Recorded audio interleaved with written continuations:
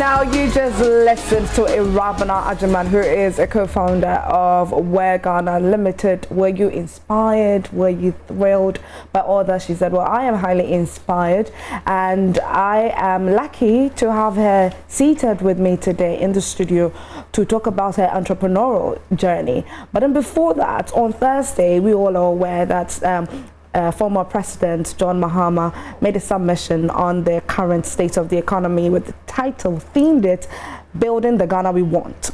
And then just yesterday, President Nana Dankwa Akufo-Addo also, made State of the Nation's address.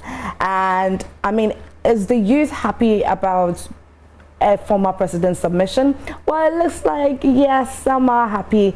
And is the youth happy about the president's submission? Well, but I'm going to ask you, Irabana, you are a young entrepreneur, and you started, from the video that we just watched. Sorry, welcome. Thank you. Thank I hope you're doing good. I am fine, thank you. Okay. How are you doing? I'm great actually. So in the video that we just watched, you and your partner, your co-founder, started in 2013. It was something that you just felt. You were in university? No, I had worked in banking for 4 years. Okay. She had worked in telco, had moved on to go to fashion school, and had just graduated. Then we came together and launched the brand. And you came together in 2013? In 2013, yes. Okay. So you're wondering, how old am I? Exactly. Like you've got me shocked right now. Yeah. Yeah. I should be scared. Anyways, well, congratulations on this, because the designs are beautiful. Thank you. The kotoku is very, very interesting. Trust me, it's very. And what you're wearing now is you, right? Yes, absolutely. I wish you could actually stand. Should right I? now. Yes, please. Absolutely. Yeah. So we can have available a better, in stores. Yes. Yes. So. Yeah, so this is from the Gigi collection, which really is our flagship collection. Okay. It comes in the shirts, it has hoodies, it has dresses. Today I'm wearing the regular shirt and our Vim pants. So like these pants, full of Vim, full of Vim, which is what every Ghanaian needs right now. And it looks very comfortable. It does, and it's the Gigi collection is really versatile. So you could wear it to a place like this, you could wear it to go in club, you can wear it to business meetings, and it comes in different colors. So there's something for everyone. There's something for everyone. Yeah. Okay, now talking about there being something for everyone, and then looking at how things started for you and how things are currently. What is your take on what former president said? Was it satisfying for you? And what is your take on what the current president also said? I'm going to be very honest with you, because I think that as Ghanaians in times like this, we need to be very honest and speak truth to ourselves and to power. Right now, I don't even have time to listen to politicians. Okay. Because over the years, it's been clear they do not have anything to say to us. Right. Did I spend time yesterday listening to the president? Sorry, I didn't. You didn't. I woke up this morning to see if that decision was the right one. So I read the transcript. It was great that I didn't. It would have been a waste of my time. I'm sorry, but I'm speaking very, very honestly. As a young Ghanaian, and as an entrepreneur whose vision is to build Africa's most loved brand, and your earlier segment had young people speaking, we will speak the truth. Yeah. Because it doesn't serve us right to lie anymore to ourselves and to power. At the end of the day, I do not have children yet, but I have nieces. I was at a conference yesterday, Saturday, and there was an 11-year-old boy that I engaged, brilliant child. And I asked him, are you proud to be Ghanaian? And he says, I am proud to be Ghanaian, but I'm really sad. And I'm like, why? He says, our leaders make me sad. This is an 11-year-old. So when we sit like this, let's just be honest. I didn't listen to the former president. I didn't listen to our president. I do not think that Ghana right now, our solutions are going to come from politicians. There was a question asked, do we need a third force? We need a third force. We need a third force that's not a political party whose only concern is about a re-election. Amen. Amen. Okay, then since you said amen, let me end it there. Before I get into trouble. Exactly. Since you've concluded with an amen. But then I'm curious to know that, I mean, looking at how it started for you, going back into what really, I want to know, how was it like getting funds at that time to start the business, to keep it going, and how are you sustaining, you and your co-founder, sustaining yourself in this current economy? So when we started, we didn't necessarily have deep pockets, and we didn't go for full-blown funding. I remember we had a friend who gave us a soft loan. It was 500 Ghana cedis that we used to start. And I know that this is industry specific. In an industry like ours, especially in the beginning when we're starting so small, we did not need a whole lot of money. And that's one of the myths that abound about starting a business. Depending on the industry, I know that tech businesses need a lot of funding right from the get-go. But for many businesses, the money is not the main problem in the beginning. In the beginning, what you really should be focused on is, do I understand the business I'm about to build? Do I have what it takes? What kind of partners do I need? Do I understand my customer? Do I understand the industry I'll be operating in? What does it look like today? What are the future trends looking like? And if you have this, and you have a tight formula, often the first few years, you can run, because you sell, you get the cash, and then it helps you to be innovative in your business model. For example, from the get-go, we did prepayments.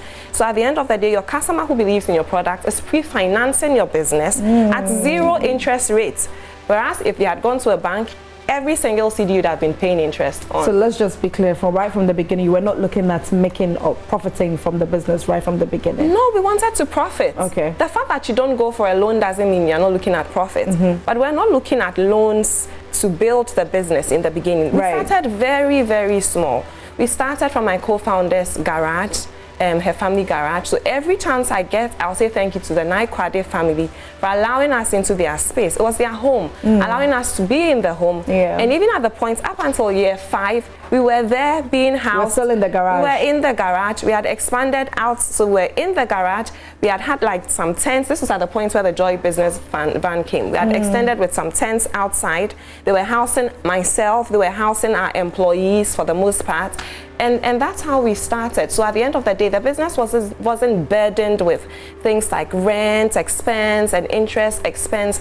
And every single thing that we made was going back in. And so right from day one, although the profits were really slim, we were profitable. I'm interested in knowing the design process and how involved you and your co-founder were in.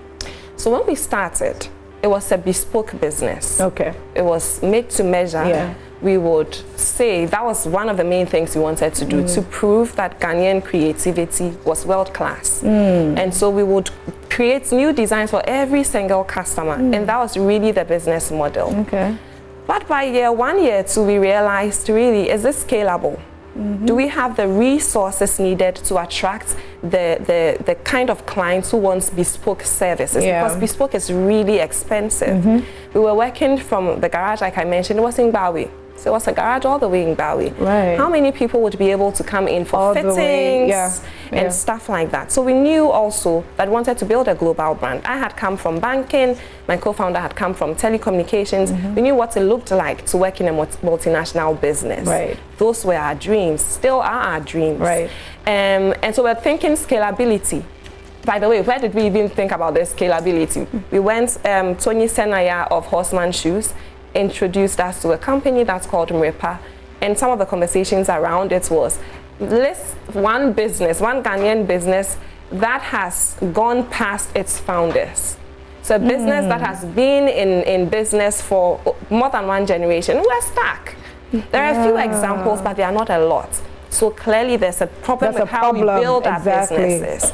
And it got us thinking things like succession planning, corporate governance, but also scalability.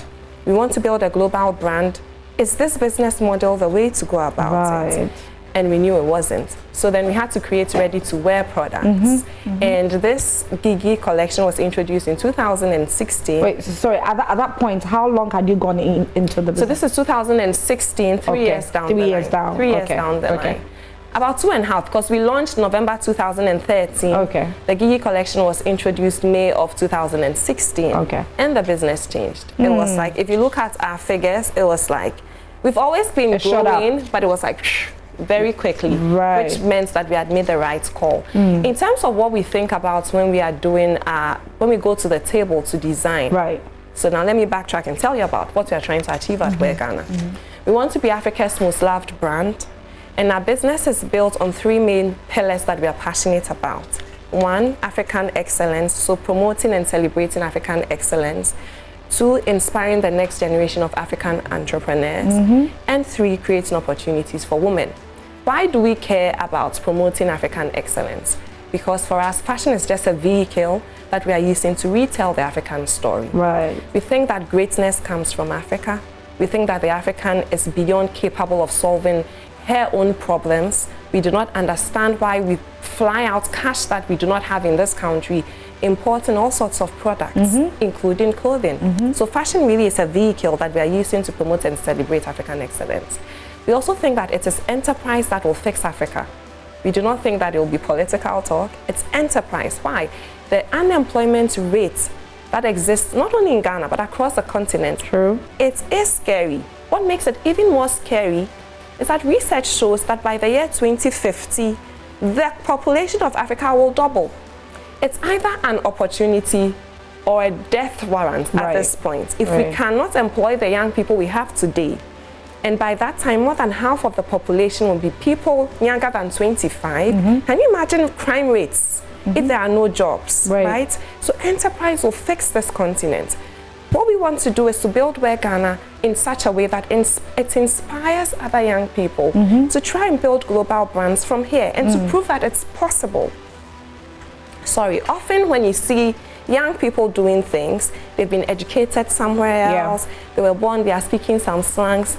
I was born in Tema, born, bred, raised in Tema. Okay. I am Ghanaian through and through. I do not have any connections whatsoever with. I went to KNUST. Okay. We want to use our story to inspire other people and say you have everything that it takes. And of course, we are women and we know how imbalanced opportunity can be. So we are using the business also to create opportunities for women. I've forgotten what led me here, but at least I've told the Wear Ghana story.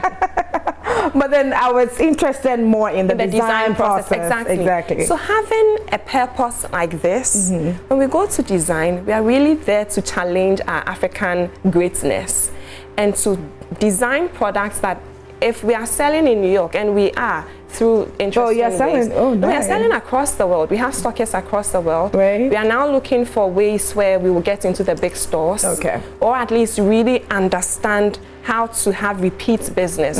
But from almost from the get-go, we had people would come and buy a few hundreds and go and sell in New York, in the UK, and stuff like that, right? So when these clothes are hanging next to the Zaras of this world, we want them to compete neck to neck, compete on design, compete on quality, and that's what informs our design process. When we're designing the Gigi collection, for example, we're asking ourselves, what's the African polo shirt? Right? Polo sells so many pieces. Year on year is the same design. Where's the African polo shirt? We need it to be better than the polo shirt, by the way, and so we designed this. This is versatile. You can take it to work, you can take it to the mall, you can take it to hangouts. For us, these are the thoughts that guide our design process. Of course, we want it to be really beautiful. We want it to be versatile. We want, at the end of the day, for people to look extremely good when they wear our clothing. But every time people step out there in our clothes, we want it to be very clear. Africa is excellent when it comes to not only fashion, and the ripple effect is interesting. So at the end of the day, you'll see, for example, that the wax print it's a small percentage of the design. It's intentional.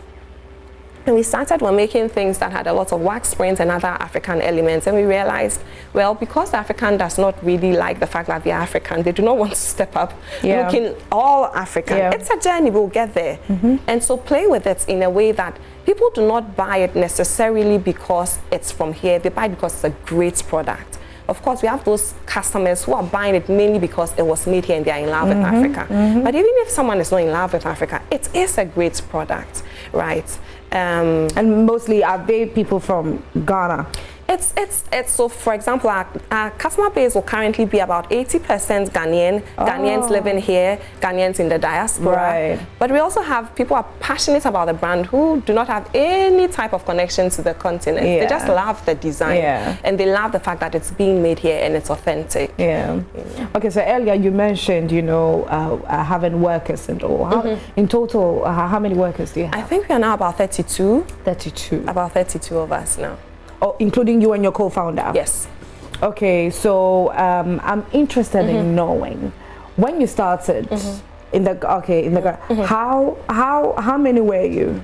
The So workers? myself, my co-founder, and one Togolese guy called Robert. Robert, wherever you are, shout out. So it was just the three of us. Okay. By end of year one, we had added 2 more. So by end of year one, we're 5. I think by end of year 2, we probably were like 7. But I told you how things really changed once we introduced the ready-to-wear. Okay. And so then we went from maybe 7 to like 15 very quickly because the demand had become really heavy and we needed more hands. Okay. In terms of the composition of the team right now, we have about 20 people in production, but we have people in various fields. So we have accountants, we have digital marketers, we have an online marketing person, someone handling deliveries. That's the composition of the skill sets that we employ. Okay. Okay, so how are you able to pay them? By selling and making a profit. So it's business. How has it been easy? Of course not. Of course not. But just this Saturday, I had something which I hope I'm able to keep for the rest of my life. Someone was asking the same question. It was a conference, a Bold New Normal conference. And by the way, there's a book written by Lucy Quest called The Bold New Normal that I think every Ghanaian should run for at this point. It's timely. Like the message in that book, it's sort of like the blueprint on how we shift our mindset to the possibility that someday Africa could be the world's greatest economy. And why not? Yeah. Why not? There's more of us in this planet, on this planet, than any other race. So why not? Why are we the biggest, right? Why are we the continent that has the most resources? Yeah. Human resources, mineral resources. Look at our arable lands. Why are we poor? Makes no sense. So the Bold New Normal. So there's a conference that's been birthed out of this book written by Lucy Quest, and there's a gentleman called David Ofosu-Dorothy who had been asked this type of question. Is it easy? It's so hard. Yeah. And it's like, who has ever been sitting on a big platform because they did something which was easy? Yeah. When you do easy things, everybody does easy things. Yeah. It's nothing to talk about. So we need to do the tough things, right? Has it been easy? No, it hasn't. And if you think that you go into business because it's easy, stop. It's tough. So do you pay them like monthly? We pay monthly salaries. Okay. We pay SNET. We pay health insurance. Okay. We are paying our taxes. So in terms of the expense when it comes to staff, it's really high. But that's why it has to be a profitable business. And I think that sometimes as creatives, when we get, which I don't even like calling myself a creative, only because of this. As creatives, when we build businesses, we think that, oh, it's the art, and we are doing it because it's nice. It's business. Business is a numbers game. Whether you are selling art or clothing or science, whatever you are selling, at the end of the day, you will have a P&L, which must be healthy. You will have a balance sheet. If you don't have cash to run the business, it will die. The principles do not change because you are doing art or you are making fashion. And that's one of the things that as people in the creative space, we need to understand. That yes, I come into this, you might come into this as a pure creative, but you must quickly understand the tools that you need to master to be able to build a thriving business. You should be able to look at your profit and loss that maybe your accountant has prepared and question and say, hey, it means that our margins are too, like you should be able to question it, because as for your accountants, they'll give you they'll come and record the things for you. You must be able to have meaningful conversations with your accountant that help you to make certain types of decisions as the business owner. So are you able to pay them on time every time? Yeah, even today, we are going to press the buttons to release salaries. By God's grace, there's never been a month where we haven't paid salaries. Wow. But I think I need to chip this in at this point about what we do as small businesses in a time like this. It's tough. Yeah. I haven't seen our bank balance suffer the way it has in the past few months. Our inputs, like cost of inputs, have been doubling, tripling every month, right? And so as business owners, especially small business owners, in a time like this, there are certain things we need to do. I think the first thing is the empathy. We need to empathize with our employees, understand that the same way we are suffering, because I'm suffering, it's hitting me. I get a salary. So I know that my disposable income has shrunk, although the salary hasn't changed. To be able to have honest conversations with our employees and see what can we do. The other day I went to a friend, she works with VRA, and there was a hamper sitting there. I'm like, hey, who brought you a gift? She's like, no, it's a company has given us a hampers before Christmas. Okay. It makes sense. Yeah. You know, why wait for Christmas to do these type of things? These nice things, People are suffering. Give them the Christmas hamper already. So we need to have these honest conversations with our employees and see how we can make life easy. We are struggling as a business, so it means that you might not be able to give hard cash out, but there might be other ways that we can help support our employees. Our customers are suffering as well. About 2 days ago, we had to announce to our customers that, guys, we have held off from increasing prices since the beginning of the year. Yeah. Although we've been struggling like so much with the cost of inputs going up, at this point we need to increase the price. But the way that you announce it and the conversations that you have with customers, it should be empathetic. You can't just get up and say we have increased the price. If you don't buy, you don't buy. No, you know. And across the supply chain, even with our suppliers, as small businesses right now, we might not be able to pay on time like we used to. Exactly. Go to the supplier and have some real conversations about with them. Yeah. And stick with the plans that come up. If there's a payment plan, try and stick with it. You know, there must be a lot of empathy in the way that we are running our business right now. But we also need to become much more efficient. There's nowhere that you can keep running the business in a time like this if we are not being efficient. So yes, you've done price increase, which really should not even be step one. Step one is to look within and cut off every inefficiency. It means that as an employee as well, you need to sit up, because here are the thoughts your employer is having, really. Where are the cost centers in this business? How can we reduce them? How can we get more money out of every single resource? So as an employee also, it's time to tighten up, and do right by the businesses that we work for, you know. Anyway. Okay, so looking at points where you have to increase prices, how are you able to communicate that to your customers for them to, regardless, still meet up with the new prices that you've put out? I mean, at the end of the day, if you've been engaging your customers right and you treat them well, they know you respect them, you listen to their feedback. When there are shortcomings, you are going back to say, we are really sorry, we are trying to improve as a business, like that. They understand the heart of the business, so they are going with you on a journey. And we actually shot a small video to announce the price increase, so that I could be there with my face saying, we are sorry, we understand that times are hard. We've tried to hold off with increasing prices, and they know that we do not get up and just increase our prices all the time. But right now we need to. And we know that the timing couldn't have been worse, because you are suffering. So right now, every single time you come and buy our outfits, it's even double of the sacrifice, and we appreciate it. But please, this is not the time to stop supporting small businesses. This isn't the time to stop supporting local production, right? And so you communicated that way. And if you've been engaging your customers the right way, I think that they understand. We had people who said, listen, we get it, and do what you have to do to keep going as a business. Oh, that's very sweet. Looking at the current situation in the country, on a scale of 1 to 10, where would you put Petronet now? I don't know if I can use your scale. But at the end of the day, I think it's growing. I think when we started, it was an odd person who would wear anything that was made here. You know, to be you wear some I don't want to mention brands, but you'd wear something that's been imported and all, and that's changing, which is really great. It's growing. Should it be more? It should be more. I think that right now, if we want to, going back into the earlier conversation we're having, if we want to talk about the cedi and depreciation and all of like the devaluing of the cedi, we can't have that conversation without talking about what are we consuming. Like, why must Ghana care if Ukraine is fighting? If not for just humanitarian purposes, that it's so sad that they are fighting. We should empathize with them. But why should our city suffer if there's a war in Ukraine? I mean, think about it. Look how far away they are from us. It's affecting us because the truth of our economy is that we are importing every single thing. Every single thing. Someone made an analogy that every day Emirates flies out about 8 p.m.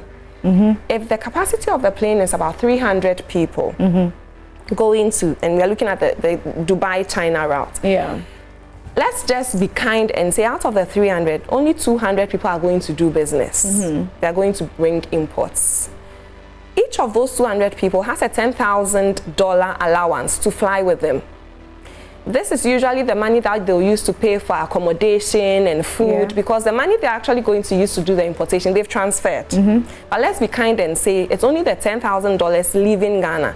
Every day at 8 p.m., $200,000 flies out only through Emirates.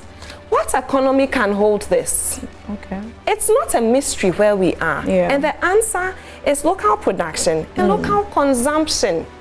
So yes, we complain about the politicians, but as consumers, we are really, really powerful. We build brands as consumers. Every time we go to shop, we are helping to build a business. The question is, which business will we build? Will we build the business that can employ our children? Or will we build businesses outside of this country and then turn around and our politicians will wear their suits and go and beg these same businesses that we built to?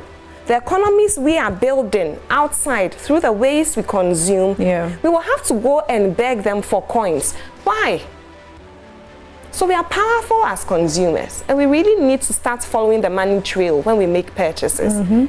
To say, where's the money going? And am I happy? Am I satisfied? Does it make my lot better as a person? Tomorrow when my child doesn't have work to do, is it because my consumption patterns were right? These are the questions we need to ask ourselves. And I'm really hoping that as we are all feeling the pinch, we have that conversation. Otherwise, we are screaming for nothing. You know, the truth of our economy has been exposed. It's because we do not produce here. We do not consume the things that are produced. In relation to what you're saying, a young graduate out there, what would you tell him or her? Looking for work? Wow. I mean, here's the thing. If we think long term, I mean, the short term is panic. But the long-term principles never change. Young graduates, be the best. If you do not think you're an entrepreneur, and I don't think everyone is an entrepreneur. I think we should all be entrepreneurial because the best employees are entrepreneurial. They come in and they think like the business person. So they help the business to grow. But what I'll tell these young graduates, if they want to go and work with the companies, be the absolute best at whatever it is that you are doing. Absolute best. The best minds out there, they are still being headhunted. They are still being paid great because the businesses need them. But in a time like this, if you are substandard, you are the first to lose your job. Every time an employer sits to make the decision of, hey, we can't pay salaries next month, who should go? Pam. You'll be the first casualty. No matter where you find yourself. Be the best. Start ensuring that when you walk into an interview, it's not because, oh, I'm looking for work, so what? You know, you come in because you've interrogated the business and you sit and you have a value conversation. Hi, we're Ghana. I have skills in accounting and I understand you're recruiting. Here's what I see is your business model. Here are the changes I think we can make to it. Here's how I offer value. Who doesn't want that? You know, so we have a responsibility ourselves as people looking for work as well. But if you're a young graduate and you want to go into business, the question is this the right time? I think it is. I think it is the right time. It's never going to be the right time. Like if you take pen and paper, no one was saying a year ago that, oh, it's the right time to do business. It's never the right time. So if you want to build a business right now, please go into it. It will call for you to be masterful at how to use your resources of time, the resources around you. The customer, your first customers, and often your first customers will be your family members and your friends, you know, so now you're going to be calling on the accountability that they've seen you demonstrate in the past, right? And right now, Charlie, we all have to be the best at work, and we have to be the best. Every time someone chooses to buy our product, it must live up to expectation. Okay, so we have a few seconds to wrap up, but then before I do that, So looking at the fact that President Danko Akufo-Addo has given us, an overview of what to expect, the way things are going to continue till 2028. How, as an entrepreneur who has employed over 30 people, paying them and all that, how are you thinking of sustaining yourselves and possibly even, growing in numbers and productivity until then and even beyond?